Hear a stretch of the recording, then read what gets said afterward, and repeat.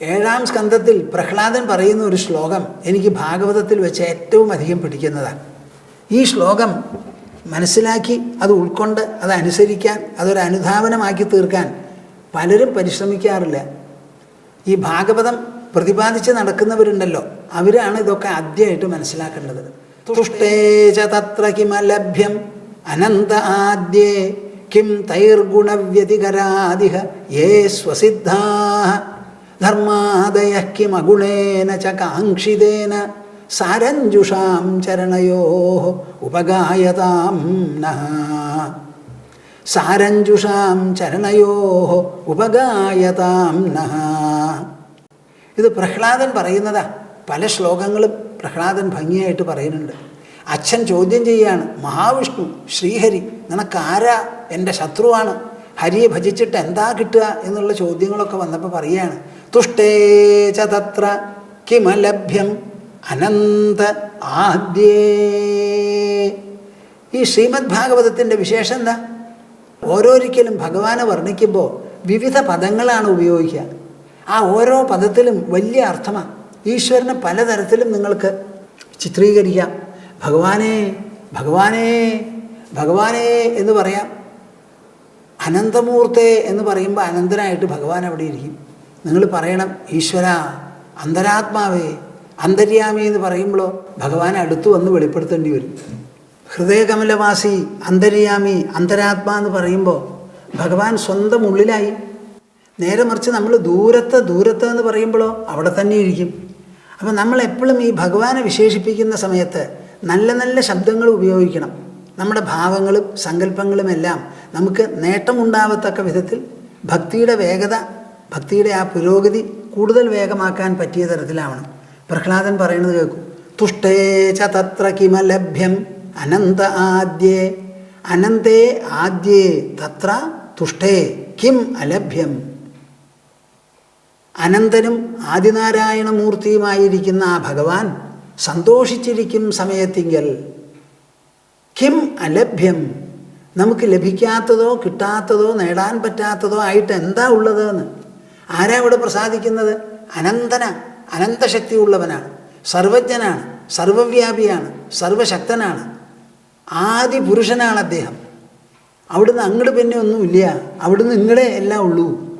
അങ്ങനെയുള്ള ഈശ്വരൻ വേണ്ടതുപോലെ സന്തുഷ്ടനായി എന്നുണ്ടെങ്കിൽ കിം അലഭ്യം, നമുക്ക് എന്താണ് ഇവിടെ കൂടുതൽ ലഭിക്കാനുള്ളത്? ഒരെണ്ണത്തിൻ്റെയും നിങ്ങൾ ലിസ്റ്റ് ഉണ്ടാക്കേണ്ട ആവശ്യമില്ല.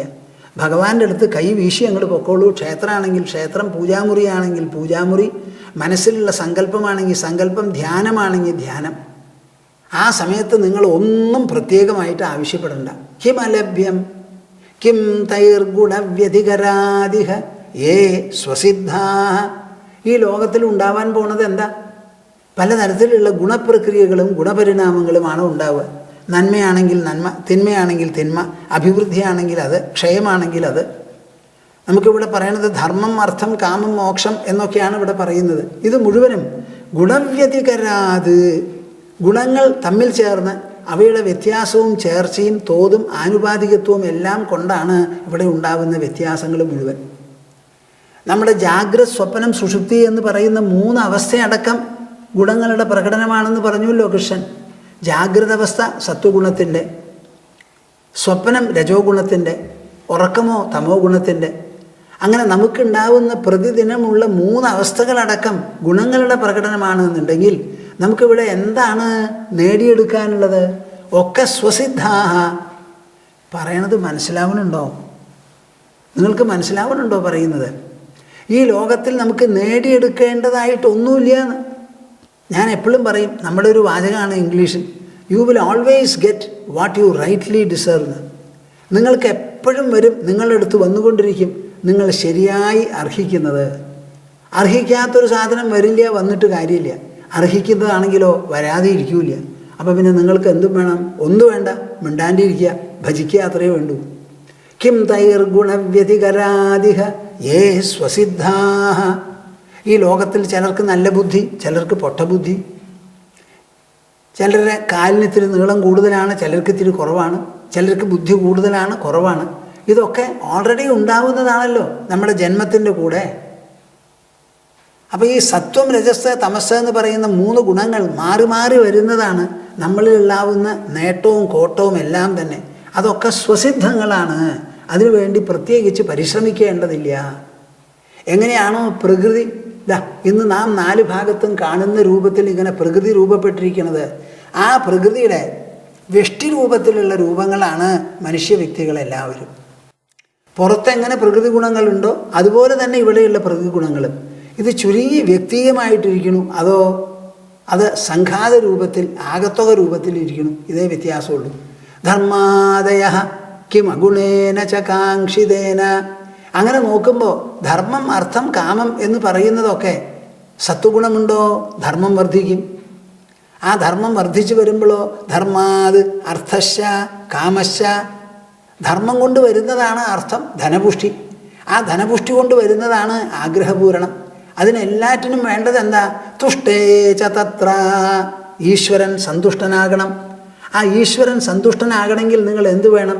നിഷ്കളങ്കമായി, നിഷ്കപടമായി എന്തു വേണം? പൂർണ്ണമായി ഈശ്വരനെ ആശ്രയിക്കണം. ആ ആശ്രയത്തിൽ ഒരു തരത്തിലുള്ള കബളിപ്പും പാടില്ല, അതിലൊരു തരത്തിലുള്ള കുറവും പാടില്ല, ചൂളൽ പാടില്ല. ഉള്ളു തുറന്ന മനസ്ഥിതിയോടുകൂടി അങ്ങോട്ട് ശരണം പ്രാപിക്കുക, ഈശ്വരനിൽ അങ്ങനെ ജീവിക്കുക. എന്താ കൃഷ്ണൻ ഭഗവത്ഗീതയിൽ ഭക്തിയോഗത്തിൽ പറഞ്ഞത്? മയ്യേവ മനാധസ്വ മയി ബുദ്ധിം നിവേശയ എന്നാണല്ലോ പറഞ്ഞത്. മനസ്സിനെ നിങ്ങൾ എന്നിൽ നിക്ഷേപിക്കൂ, ബുദ്ധിയെയും എന്നിൽ പിടിച്ചു കെട്ടി നിർത്തൂ. അങ്ങനെ വന്നാലോ നിവസിഷ്യസി മയ്യേവ അത ഊർധ്വം ന സംശയ. ആ സെക്കൻഡ് മുതൽ നിങ്ങൾ എന്നിലായിരിക്കും ജീവിക്കുക എന്ന് വരെ പറഞ്ഞു. അപ്പോൾ ഭഗവാൻ എങ്ങനത്തവനാ നിങ്ങൾ മനസ്സിലാക്കണത്? അദ്ദേഹം സന്തോഷിച്ചു കഴിഞ്ഞാൽ ഈ ലോകത്തിൽ ഒരു കാര്യത്തിനും ഒരു കുറവോ നീക്കോ പോക്കോ ഒന്നും ഉണ്ടാവില്ല. പിന്നെ ഈ ലോകം മുഴുവനും ഗുണങ്ങളുടെ നിബന്ധനം കൊണ്ട് നല്ല കെട്ടുറപ്പോടുകൂടി നീങ്ങുന്നതാണ്. ആ കെട്ടുറപ്പിൽ പെട്ടതാണ് ഓരോ വ്യക്തിയിലും കാലാകാലത്ത് ഉദിക്കുന്നതായ ധർമ്മം, അർത്ഥം, കാമം, മോക്ഷം എന്ന് പറയുന്നതൊക്കെ. അതാണ് അവിടെ സ്വസിദ്ധാഹ എന്ന് പറഞ്ഞത്. ധർമാദേഹ ഗുണവ്യതികരാത് ഏ സ്വസിദ്ധാഹ. ധർമ്മമാകട്ടെ, അർത്ഥമാകട്ടെ, കാമമാകട്ടെ എല്ലാം തന്നെ ഇവിടെ ഗുണനിബന്ധന കൊണ്ടുവരുന്നതാണ്, സ്വസിദ്ധങ്ങളാണ്. അങ്ങനെ വരുമ്പോൾ ഇനി എന്താ നമുക്ക് ആവശ്യം? കിം അഗുണേന ച കാംക്ഷിതേന. സത്വരജസ്തമോ ഗുണങ്ങളാൽ സംഭവിക്കുന്ന ധർമാർത്ഥ കാമങ്ങൾ സ്വസിദ്ധങ്ങളാണെന്ന് പറഞ്ഞു. ഇനി ധർമാർത്ഥ കാമങ്ങളല്ലാതെ പിന്നെ ഒരു 4ാമത്തെ പുരുഷാർത്ഥം എന്താ? മോക്ഷം. ആ മോക്ഷം എങ്ങനെ വരും? നിർഗുണത്വം കൊണ്ടുവരും. അപ്പോൾ ആ നിർഗുണത്വത്തിന് വേണ്ടി ഈ ഭക്തൻ പരിശ്രമിക്കണോ എന്ന് ചോദിച്ചാൽ കാംക്ഷിതേന കിം അഗുണേന ച. ഗുണങ്ങളെല്ലാം ഇല്ലാതെ ഇരിക്കുന്ന വിശേഷപ്പെട്ട ഒരു നിലയാണ് ഗുണാതീതം മോക്ഷം എന്ന് പറയുന്നത്. മനസ്സിൽ ഒരപേക്ഷയില്ല, ഒരു ഉപേക്ഷയില്ല, ഒരഹങ്കാരമില്ല, ഒരു മമതയില്ല, ഒരാഗ്രഹമില്ല, കർത്തൃത്വഭാവമില്ല, ഭോക്തൃഭാവമില്ല, ഒന്നുമില്ല. അങ്ങനെയുള്ള ഒരു നില. അതിനുവേണ്ടി പരിശ്രമിക്കണോ എന്നാണ് ചോദിക്കുന്നത്. അഗുണേന കാംക്ഷിതേന കിം. ഗുണങ്ങൾക്ക് അതീതമാകണം എന്ന് വിചാരിച്ച് അതിനുവേണ്ടി കാക്ഷിക്കണോ? വേണ്ട. എന്താ കാരണം? സാരഞ്ജുഷാം ചരണയോ ഉപഗായതാം നഃ. ചരണയോ സാരഞ്ജുഷാം ഉപഗായതാം നഃ. പ്രഹ്ലാദൻ പറയുന്നതാണ്. എന്നെപ്പോലെയുള്ളവരെന്താ?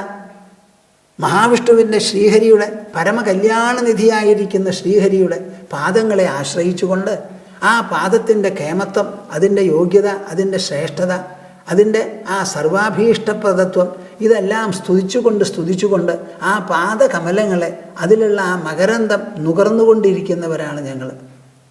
അപ്പോൾ ഭഗവാന്റെ പാതാരവിന്ദങ്ങളിൽ ലഗ്നമായിരിക്കുന്ന മനസ്സ് ആർക്കാർക്കെല്ലാം ഉണ്ടോ അവർക്ക് അത് വിട്ട് പിന്നെ ഒരു മോക്ഷം ആവശ്യമില്ല. അപ്പോൾ മോക്ഷവും കൂടി അവരുടെ ഈ ഭക്തിയിൽ പെട്ടു എന്നാണ് പറയുന്നത്. ഈ ശ്ലോകത്തിന് എത്രമാത്രം അർത്ഥമുണ്ടെന്നറിയോ? നിങ്ങൾ എഴുതിയെടുത്ത് ആലോചിച്ച് നോക്കൂ.